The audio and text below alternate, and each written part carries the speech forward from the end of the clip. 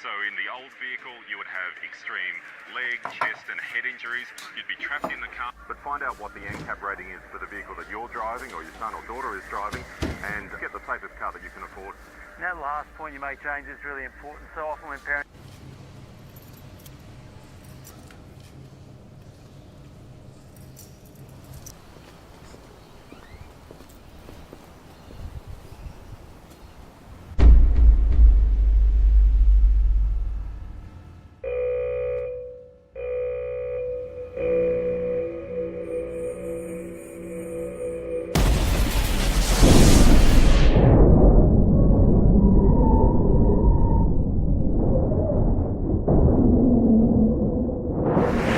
Safer vehicle choices save lives.